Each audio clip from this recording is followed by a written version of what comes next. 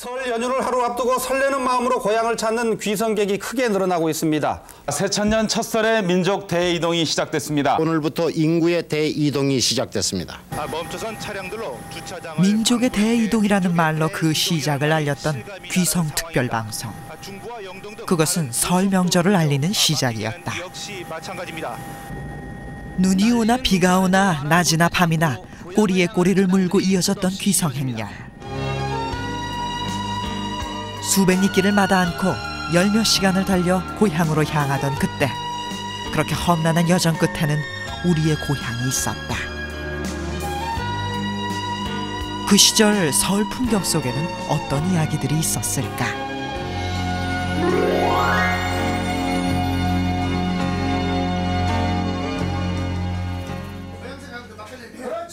서울 변두리의 한 홍탁집. 홍어 한 접시에 막걸리 한 사발이 흥겨운 이 자리는 한 호남 향후의 모임. 향후의 모임이 그렇듯 시작은 늘 고향 이야기다. 나도 정말 국민학교 막 졸업해서 서울 나와서 그래도 부모님도 더 그립지. 고향 더 가고 싶고. 그러니까 아니 명절 때만 막 미쳐버려. 못 가면 그냥 못 가서. 그렇죠. 근데 그따 우리 새끼는 어찌 안 오고 하고 기다리니까. 그러세요. 꿀꿀말 끓으면서도 여타꿀만 끌고 하지만은 집에 갈 때는 그걸 아는 척. 아, 서로가 돈 좀 의시되고 내려가는 거죠. 그래서 뻥치지. 정말 내가 아까 이야기했지만 아이고 딱 가서 이제 보입시오. 이게 딱 타고 딱 하니 몇 시에 탁 이렇게 하죠. 그럼 홈 탔죠. 20살 무렵 서울행 기차에 몸을 싣고 고향을 떠나온 지 40여 년. 홀홀단신으로 올라와 서울에 자리 잡았지만 마음의 한 자락은 늘 남도의 고향에 닿아 있다. 장성대. 예. 저 술 한잔 가자. 술 한잔 가자. 장성대. 장성에 전화 장성. 장성대 술 가져와요. 장성대. 예.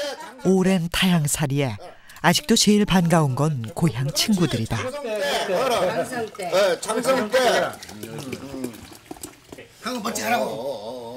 먹임에 손을 놓고 돌아설 때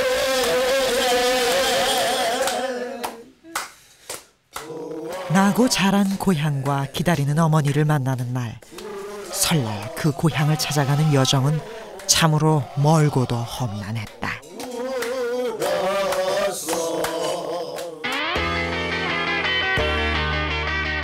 지난 60년대의 설날, 귀성을 위한 전쟁의 시작은 늘 서울역이었다.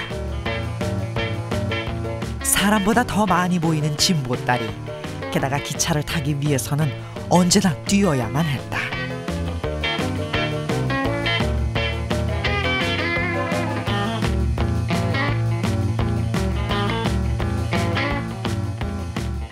고향 가는 열차에 몸을 싣기 위해 이미 출발한 열차 위로 올라가는 모험도 마다하지 않을 만큼 열차를 타기 위한 노력은 가히 필사적이었다.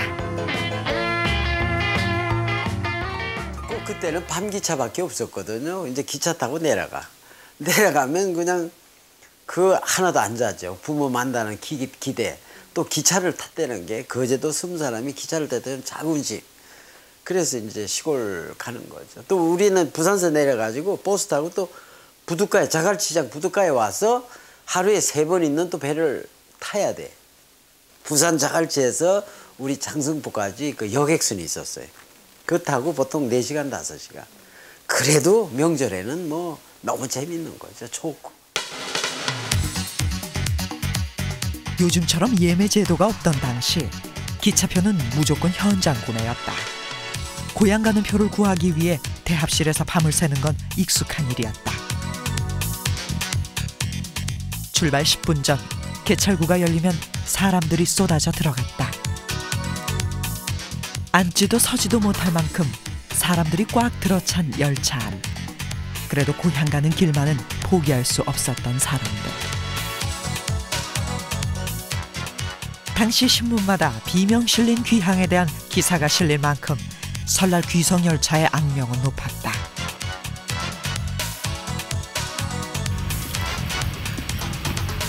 고향으로 가는 교통수단이 기차밖에 없던 그 시절, 몇백 원 하던 기차값도 내지 못할 만큼 가난한 이들이 많았던 60년대였다.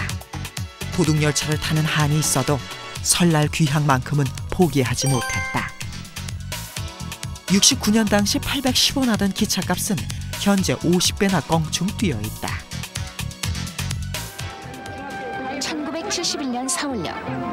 몰려드는 사람들로 아수라장이 따로 없었던 서울역. 귀향객들의 모습을 담고 있습니다.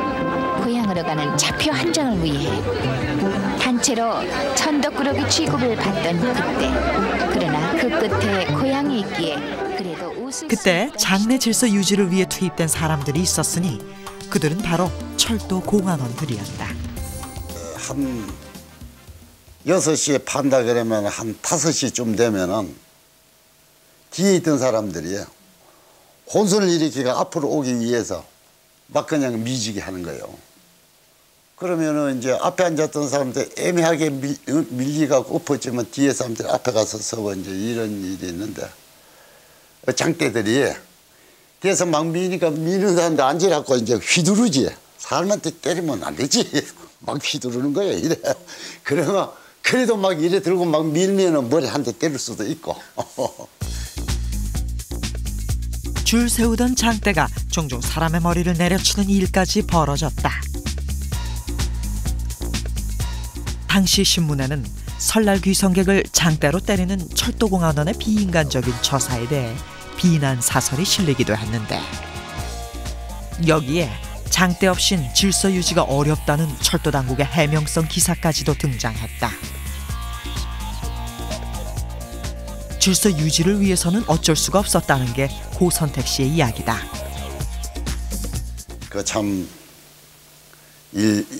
객지에 나와 있다가 조상 제사 모시고 부모 형제들 피 올랐고 큰 꿈을 가지고 표를 구하러 나왔다가 그게 질서 유지하겠다고 해가지고 질서 잡는 공안원들이 혹여 장대로 때려서 맞은 분이 계시다면 제가 큰 절이라도 해서 사죄를 드리고 싶네요.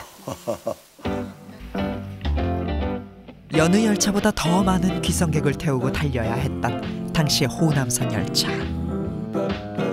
경부선 열차가 하루 4번 있던 시절 호남선은 하루 2번뿐이었다. 정원 87명의 3등 객차 안에 무려 230여 명이 탔던 기록도 있었다.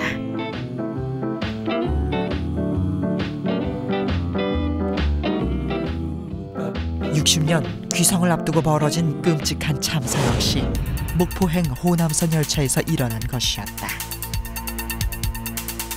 60년 1월 26일 밤 서울역.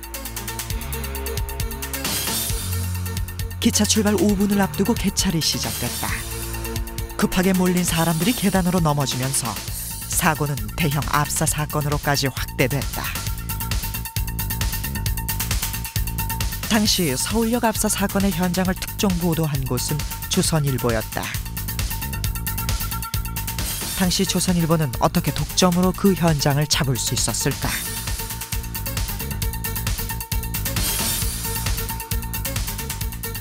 그 특종의 주인공인 정범태 씨. 그는 아직도 그날의 서울역을 잊지 못하고 있다. 나도 지나서 벌써 그 40여 년 전 얘기지만은 눈에 훤해요. 엊그제 같아요. 그래 나갔더니 사람들이 갈팡질팡하고 난리가 났더라고. 보니까 그 개찰구 문을 닫더라고요. 그래 닫으니까 내가 어쩔 도리 없이 그 철망을 뛰어넘었습니다. 철망을 뛰어넘으니까 이미 밟혀서 죽은 사람들이 있고 밟혀서 그냥 그때도 이렇게 들어놓아서 잠자는 것처럼 보다 들어놓여 있더라고. 그걸 보니까 너무나 끔찍한 거죠. 끔찍해. 그리고 저 앞에서는 그 와중에서도 보따리 들고 그냥 차 타려고 막 그 나간 사람이 있는가 하면 비키라고 그러고. 그러니까 그 사람들이 그 죽은 사람인지 다쳐서 있는 사람인지 분간을 못한 거예요. 그럼 그 사람은 우선 지금 갈 목적으로 31명이 죽고 38명이 다친 대형 참사를 뒤로하고도 그날 밤 목포행 열차는 고향을 향해 떠났었다. 남 죽은 거고 상관없어. 자기 고향에 가는 것이 목적이지. 얼마나 사람이 매달렸는데 문가 안에 들어가고 안에는 꽉 차 있고 문간에 매달린 사람만 해도 한 문간에 한 10여 명씩 매달려 있는 거야. 죽기 아니면 살기야 그것은. 야, 고향이 그렇게 그리운가? 그렇게 많은 사람이 죽었는데도 어디 가나 포기할 텐데 거기 매달려서 고향에 가겠다고 매달린 그거 보라고. 1970년 경부고속도로가 개통되면서 버스 역시 귀성전쟁에 합류했다. 고속버스가 등장한 첫 해에는 열차 이용객이 70% 가까이 줄어들 정도로 고속버스를 이용하는 귀성객이 급격히 늘어났다.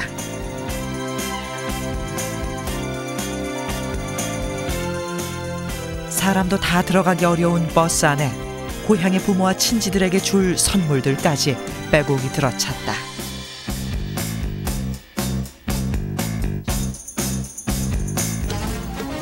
하지만 이 와중에도 귀성전쟁과 상관없이 여유롭게 고향으로 향했던 사람들이 있었다. 원피스의 하이힐, 멋을 부릴 대로 부리고 양손에는 선물꾸러미를 쥔 그들은 당시 구로공단 여공들이었다. 그들이 그토록 의기양양하게 손을 흔들며 고향으로 향할 수 있었던 것은 당시 회사들이 직원들의 편의를 위해 마련한 귀성버스 덕분이었다. 그때 그 귀성버스 안에서는 어떤 일들이 벌어졌을까? 당시 귀성버스를 타고 고향으로 향했던 강명자 씨의 기억은 이러했다. 그런데 회사 운동장에 다 이제 같은 회사 사람들이니까 다 알잖아요. 예. 그러면 야 하고 같이 이제 어울리는 사람들 이렇게 만나서 막 노래 부르고 이제 마이크 설치해서 막 디스코 춤추고 이제 한참 아가씨 때니까 버스 안에서 그렇게 놀다 가죠. 그러면 이제 광주 공설 이렇게 운동장 바로 앞에다가 매달 며칠 날 몇 시까지 집합. 그러면 이제 우리는 시골에서 가도 올라올 표 걱정 없이 그냥 편하게 올라왔죠. 우리네 같은 사람은 빽내고 강내고 이제 1년에 한 번 엄마 보러 가니까 선물 보따리고 촌스러운 거. 그때는 촌스러운 걸 모르죠. 이제 양쪽 손에 아버지 양말, 엄마 내복, 할머니 내복, 막 동생들 옷. 양쪽 손에 이제 엄마 보는 재미로. 당시 월급 8만 원에 불과했던 그들이 잊지 않고 챙긴 것은 고향으로 가져갈 선물이었다. 그들의 가방 안에는 어떤 선물들이 들어있었을까?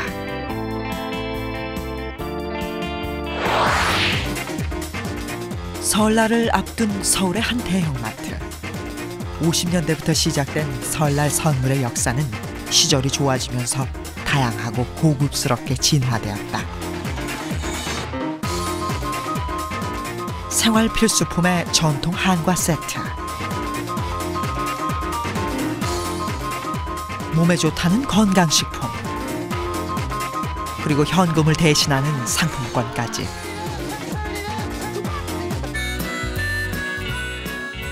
하지만 보릿고개를 넘어야 했던 배고픈 50년대, 최고의 선물은 계란과 고무신 같은 생필품들이었다.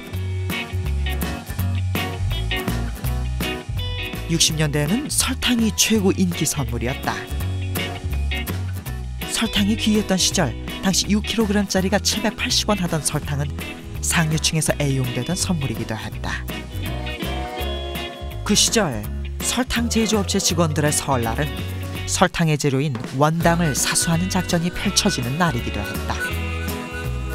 근데 우리 모두가 뭐 다 경비를 써봤으니까. 근데 그 당시에는 이거 원당이 귀하니까 그 하역한다든가 이리 했을 때 우리 사원들이 직접 나가가지고 그 하역하는 모든 작업들을 이제 도로에도 지키고 배에서도 지키고 여기 제대로 들어오는지 안 오는지까지도 전부 다 일일이 하나하나를 다 저희들이 지켰습니다. 화물차 기사가 다른 데로다가 설탕을 갖다가 부려놓고 도난당했던 적도 있었어요. 그래서 이제 짧은 거리지만 차가 다른 데로 도망가는지 그런 걸 지키기 위해서 도로에서 지켰죠.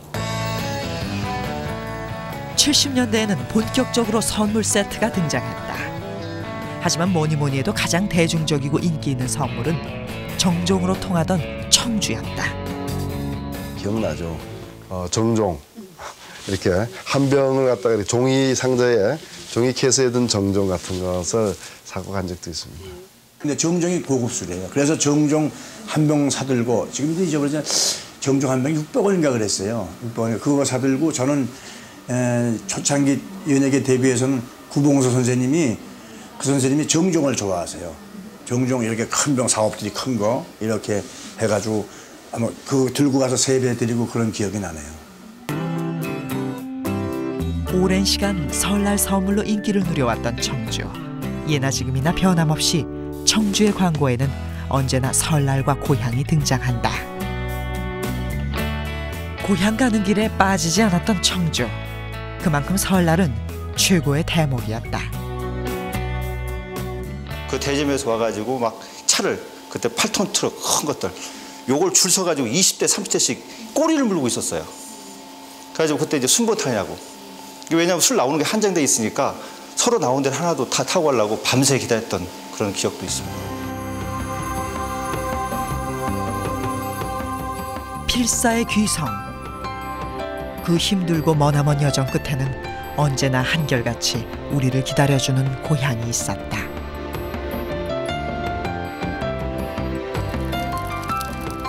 사형제를 두고 있는 부안의 박헌양 씨 부부의 설 맞이는 엿 고는 일로 시작된다. 저기 설당한 게 우리 손지들 오면 주려고. 기쁜 마음으로 하고 엿가라 늘듣기 살림도 쭉쭉 늘어나라고 엿을 이겨 함께. 엿이요? 명절이 가까워지면 동네마다 엿 품앗이가 이루어진다. 엿을 만드는 것은 이 마을 특유의 설맞이 풍습. 영어도 뜻을 알아봐야요.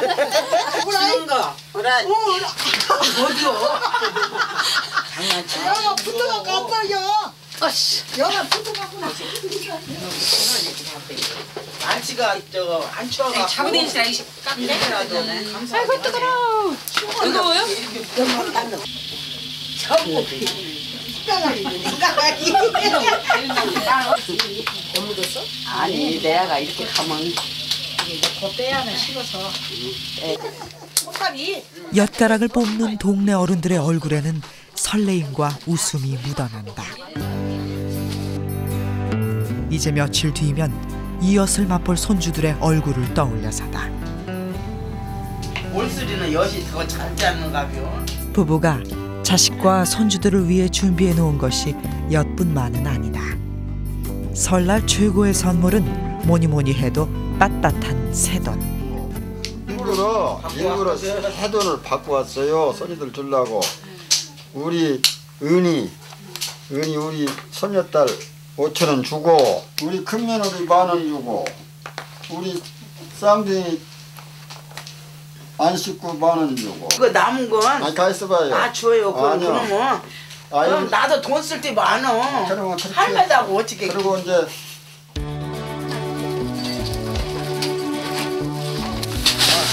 많이 줘야지. 자식들에 대한 기다림과 정을 나누어 담으면서 노부부의 설은 가까워져 온다.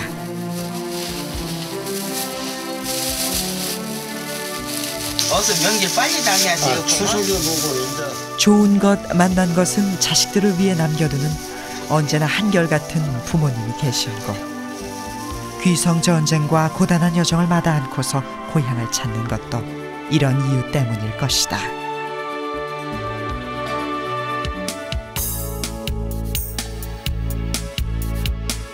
시골의 설은 떡방앗간으로부터 찾아온다. 설떡에는 고르고 좋은 쌀만 쓴다. 말두개 한 달 2개. 이렇게 뭐 12개. 이렇게 많이 하세요. 짜고. 또야. 설이 가까워 오면서 이 방앗간은 이미 10,000원이다.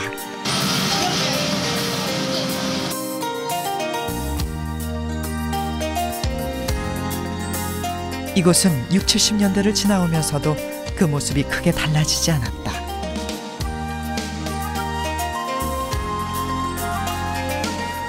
요란스럽게 돌아가는 떡방앗 소리와 끝없이 떡가락을 내어놓는 풍경은 설이 가까이 왔다는 설레임이기도 했다. 설을 맞기 위해 제일 먼저 챙겨야 하는 것이 바로 떡국을 끓이기 위한 이 가래떡이다.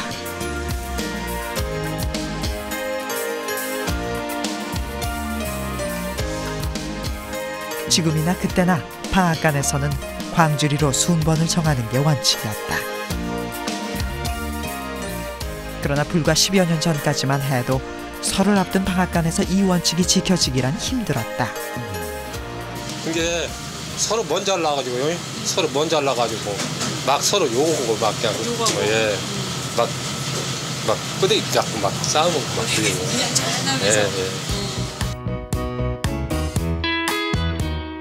설 대목장에서도 가장 붐비던 곳이 방앗간. 떡을 맞추는 일은 줄을 서는 것으로부터 시작되었다. 조금이라도 앞에 서기 위해 온 식구가 총출동해 줄을 맡아놓기까지도 했다.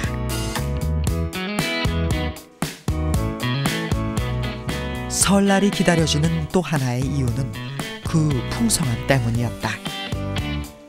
먹고 살기 힘들었던 시절 명절은 1년에 한두 번밖에 없는 마음껏 먹을 수 있는 날이기도 했다.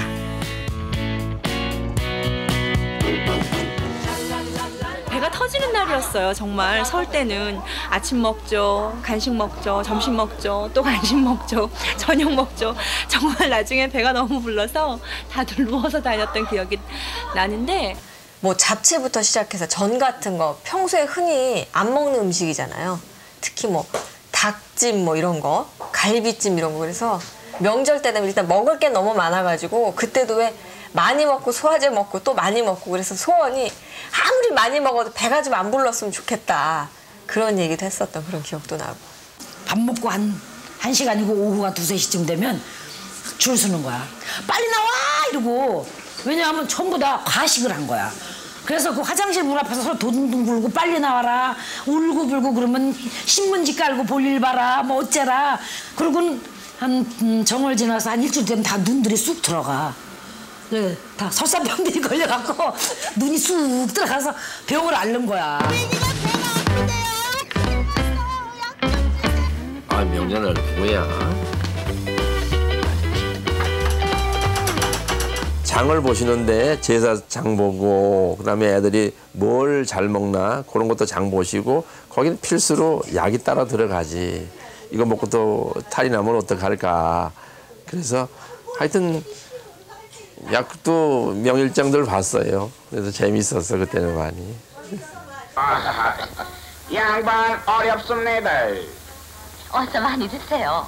우리 한국 음식 참 좋아합니다. 70년대 등장한 한 제약회사의 소화제 광고. 이 광고는 실제 설날 TV 전파를 탔던 소화제 광고다. 아이고 배야.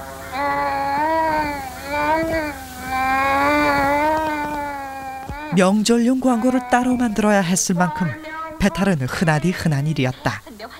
당시 물약과 알약의 전쟁으로 대변되던 소화제 시장. 그 시절 소화제는 도대체 얼마나 많이 팔린 것일까? 네, 안녕하세요. 예전에 페스타 영업하셨다는... 네, 바로 제가 김병설이 맞습니다. 영업 경쟁은 지금이나 그때나 사실은 살벌합니다. 우리가 끝없고 소리 없는 전쟁이라고 하는데 역시 영업 전쟁도 그랬고 특히 그 소화제 시장에서는 상당히 그 여러 회사들이 페스탈의 아성에 도전을 한 적이 많았었죠. 마음 놓고 잡수세요라는 광고 문구가 꽤 노골적이다.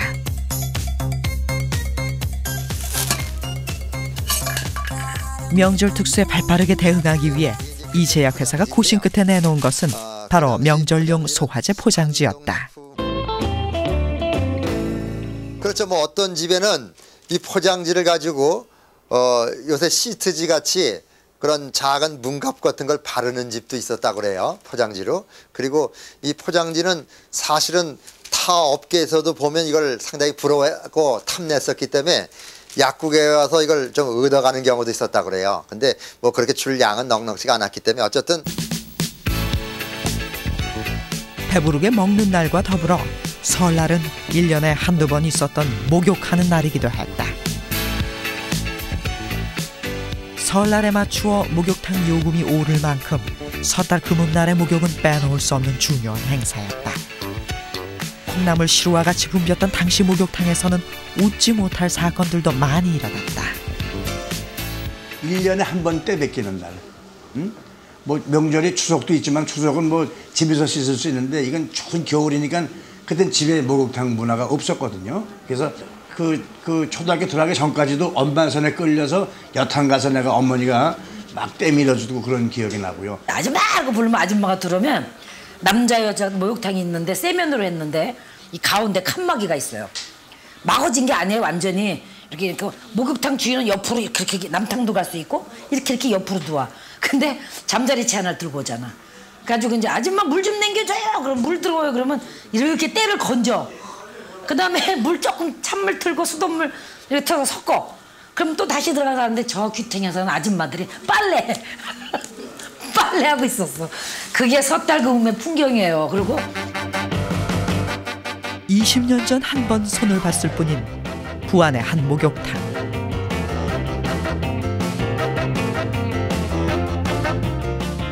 지금은 시설 좋은 사우나에 찜질방에 밀려 더할 나위 없이 한산해졌지만 한때 이 목욕탕 역시 설을 맞아 때 빼고 광 내려는 인파로 발 디딜 틈조차 없었다.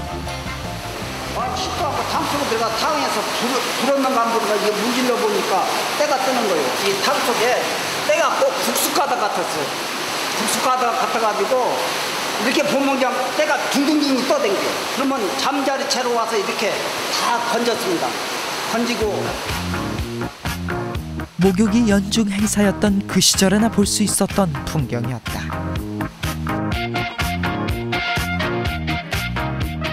목욕이 끝나면 그 다음에는 이발이 기다리고 있었다. 새해 첫날 조상님 앞에 서기 위해서는 제일 깨끗한 모습이어야 했다. 이 이발관 역시 불과 20여 년 전만 해도 설을 맞아 온 동네 사람들이 밀려들던 곳이었다. 동이 틀 때쯤 문을 열어도 아침나절이면 이발소 문 밖까지 길게 줄이 늘어서곤 했다. 기다림에 지친 사람들을 위해 이 등대 이발관 주인은 설날 특별 서비스까지 마련해야 했다. 그것은 막걸리 한 사발이었다. 엄청 사람이 많은 게 순서대로 여기서 표띠기를 줘요. 번호 써갖고 1번, 2번, 3번 이렇게 줘갖고. 번호표를? 네, 그래갖고 이제 바깥에 가서 이제 대게 오고 있다가 술도 먹고 있다가 내 번호 되면은 와서 여기가 이발을 해요. 그중엔 막걸리를 마시기 위해 찾아온 가짜 손님도 끼어 있었다. 그 시절 섣달 금음날이면 이발소 역시 언제나 대만원이었다.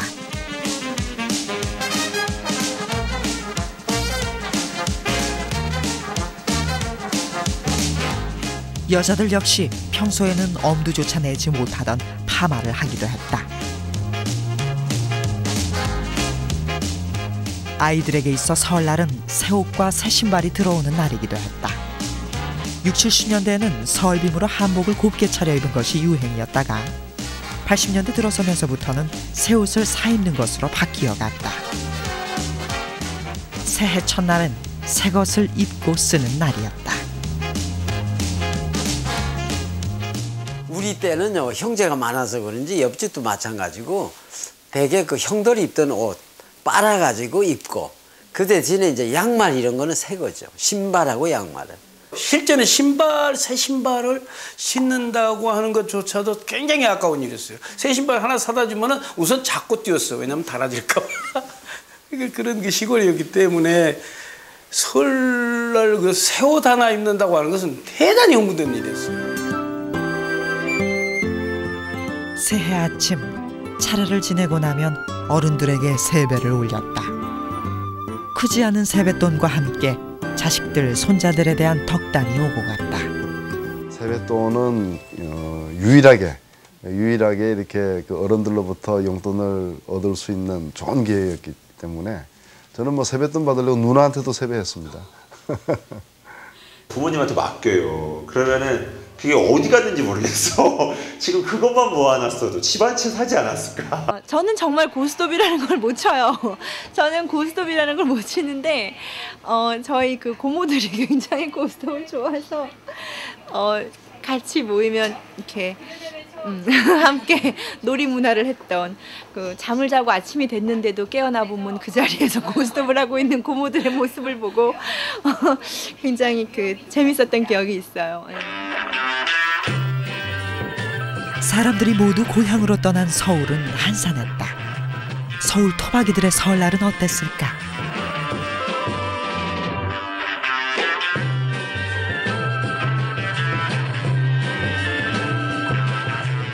기차역과 버스터미널은 아니었지만 서울 토박이들 역시 긴 줄을 서야 했다. 바로 설 극장가 앞이었다. 문화생활이라고는 누리기 어려웠던 각박한 시절. 영화는 그 시대 사람들에게 최고의 호사였다.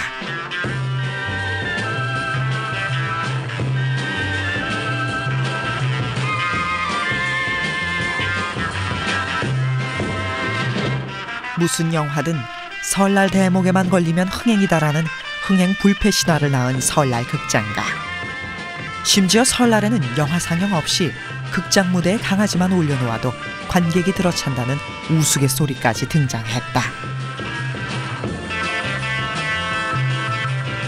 그때 설날 극장가의 흥행 성패를 가늠지어 볼 수 있는 잣대는 다름 아닌 안표상의 출연 여부였다.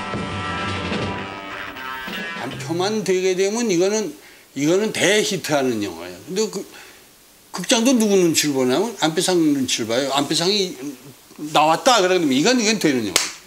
근데 그게 있었어요. 이 다방이 있었는데 그 다방에 제일 가장자리 단장사 보이는 쪽에 영화사 사장이 틀림없이 앉아 있습니다. 첫날은 딱 와가지고 안표상이 있다 그러면 야 이건 대가.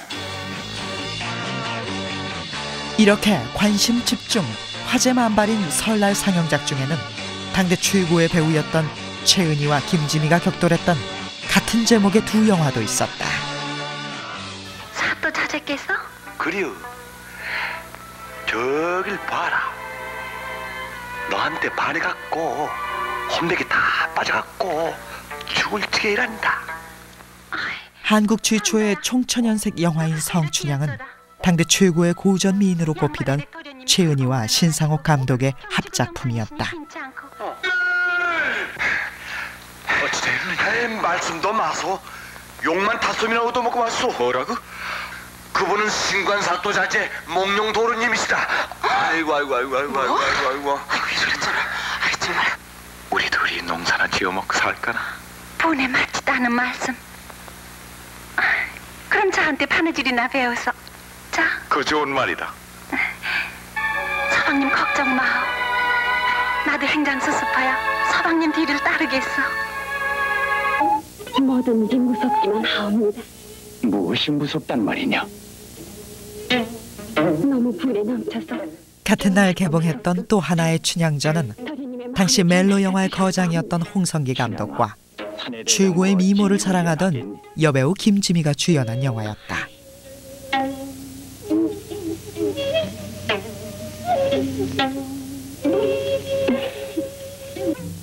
아이 서방님도 제가 어린애인가요? 춘향전이라는 같은 소재를 두고 두 배우와 두 감독이 격돌했던 61년의 설날 극장가. 부디 상원국대 하시오. 누가 더 많은 관객몰이를 할 것이냐, 세간의 관심은 여기에 집중됐다. 차라리 전 이대로 서방님 생각을 품고 죽겠어요. 대결 결과는 38만 명을 모은 성춘향의 압승. 서울 시민 10명 중 1명은 이 영화를 봤었다. 너무 오래 하니까 간판을 보통 한 달 이상 안 거는데 뭐 2달씩 뭐 이렇게 걸으니까 간판이 다 퇴색하고 그래서 뭐 다시 그려붙일 수도 없고 그런 일이 있었고 그 시골에서 사람들이 많이 왔기 때문에 어린애들이 용변을 못 봐가지고 그래가지고 그 의자에서 그냥 보고 그래가지고 그 극장에서 소지하는데 상당히 애먹었지. 두 춘향전의 흥행 대결은 이후 두 흥행 감독의 인생을 바꿔놓는 결정적인 사건이 되었다. 한 감독의 명예를 올려주면서 상업 영화의 소위 주류로서 부각시켰다라는 점이 있는가 하면은 반대로 군을 속으로 묻히게 만드는 악재로서 작용했다라는 것은 상당히 우울한 이야기가 되겠죠. 그런 점에서 신상옥 감독보다 영화계 선배였던 홍성기 감독이 그때까지 이루어져 왔던 멜로드라마의 거장이라는 명성, 이분이 갖고 있었던 별 안의 가슴에 길은 멀어도 이와 같은 좋은 멜로드라마 또는 신라원의 별유 같은 영화의 명예들이 한순간에 씻겨나가는 그러한 그 피해를 맛보게 되는 것이죠. 성령의 주권. 정말 그때 다들 비틀비틀거렸어요. 그거 흉내낸다고. 네네. 그거 주권. 이거. 주권 그 성령. 뭐 영화 똑같은 거 매년 설마다 똑같이 보는 내용을 다 꿰고 있는 취권. TV 보급이 확산되면서부터 설날 극장가의 열기가 안방 극장으로 이어져 왔다. 한때 소년들의 우상이었던 한 액션 배우의 영화는 해를 거듭해 방영되었고 극장에서 상영했던 몇몇 인기 있는 대작 영화들 역시 재탕에 재탕을 거듭했다. I'm not asking you to forgive me. I'll never understand or forgive myself. And if a bullet gets me, so help me, I'll laugh at myself for being an idiot. Never be hungry again.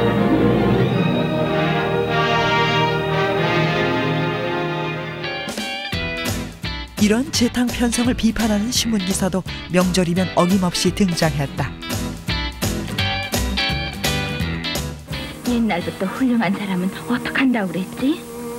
엄마 말 잘 듣는 거. 또 외화가 명절 안방극장을 점령하던 시절 그해 설날을 눈물바다로 몰고 간 방화 한 편이 있었다. 받는다고 그랬어.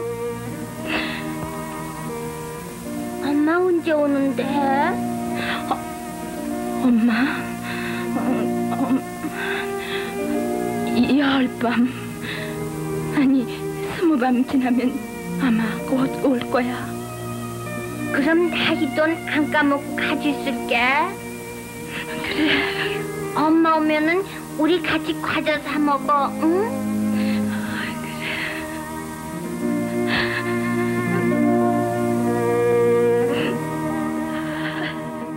첫째 날 나가고 나서 야단이 났어요, 이거. 뭐 이게 굉장한 뭐 이제 인기를 얻어가지고 각 가정에서 뭐 울고 난리 났다. 엄마한테 가려면 어디로 가야 돼? 엄마!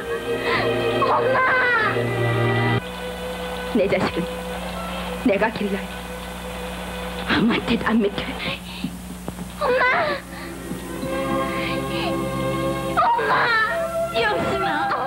당시 아역 배우 김정은의 눈물 연기는 설날이 지나서도 두고두고 화제가 됐었다.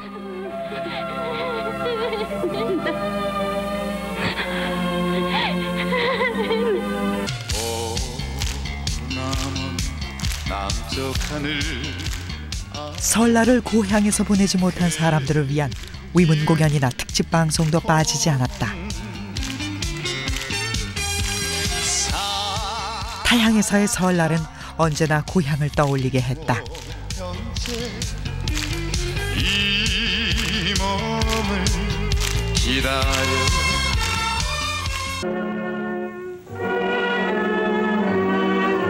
1968년 고요한 새아침 68년 월남에서의 설날. 사월 장병들은 7시를 기해 조국을 향해 세배를 올렸습니다. 사국탑, 이 탑이 가리키는 방향 구천리에 우리가 설날 아침 고국과 고향이 있는 방향으로 절을 하고 떡국을 끓여 먹는 것으로 향수를 달래야 했다.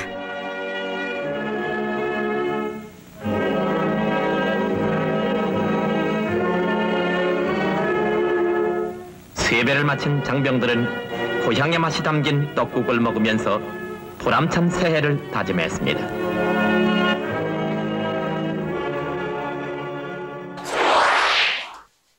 당시 월남전에 참전했던 사람들. 그들은 68년의 설날을 전쟁터에서 보내야 했다. 구정공세라고 그래서 아주 엄청난 그 전투가 벌어졌던 때였기 때문에 아마 당시에 참전했던 우리 전우들은 아마 평생을 잊지 못할 그 아주 참혹한 설을 보냈다라고. 그런 상태에서 포위가 되니까 굶어야 되고 뭐 보급이 안 되고. 네, 보급이 안 되는데 미군들이 헬리콥터를 갖고 와서 보급을 하려고 투하를 하면은 아군 진짜 떨어지는 게 아니라 적 진짜 떨어지니까 적에게로 가고 그것도 안 되고, 어떤 전우들은 식수가 없으니까 그 수통에다가 자기 그 소변을 받아서 그 쓴 커피, 시내션에서 나온 쓴 커피를 잔뜩 타서 마셨다는 그런 아주 비참한 총 뿌리는 적을 겨누면서. 설날 아침 공습에서 9.4일생으로 살아온 강대찬 씨. 부대원들이 전부 소대원들이 나를 봐요. 그래서 엔지니어가 와이 더워 하고 방탄복을 벗으니까 이쪽이 벌립이 됐어요. 네, 이쪽이 완전 걸레가 됐었습니다. 밭이 벽돌이 이렇게 있어서 그 넘편패로 해서 저격했는데 옆으로 살짝 옆으로 이렇게 날라와서 이차인 거예요. 그러니까 일 맞은 줄도 모르고 그 경강을 이렇게 했는데 그렇게 해서 구정을 보냈고요. 전쟁터에서의 설날은 갈 수 없는 고향과 어머니에 대한 한없는 그리움으로 가득했었다. 거기서 뭐 떡국이라든지 뭐 이런 건 해먹을 그런 건 없고 그냥 이렇게 보면 이제 어디나 이 달이 뜨지 않습니까? 달을 보고 아 오늘이 구정이고 고향에서는 여러 식구들이 뭐 그때는 진짜 보릿고개도 있고 그런 시절이기 때문에 그 뭐 추석 때나 구정 때가 기다려지거든요.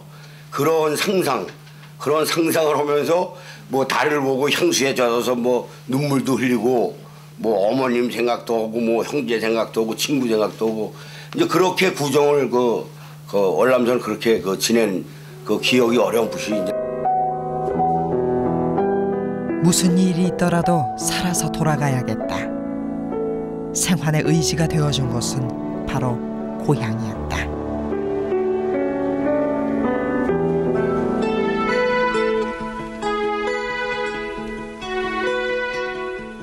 거기에 있다는 것만으로도 가슴이 먹먹해지고 눈시울이 뜨거워졌던 그 시절의 고향.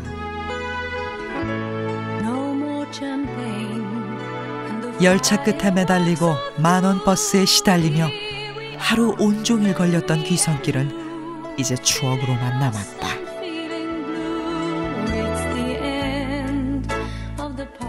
집집마다 쌀엿을 고우는 단내가 진동하고 새벽녘 떡방앗간 소리가 어슴풀에 들려오던 고향의 설.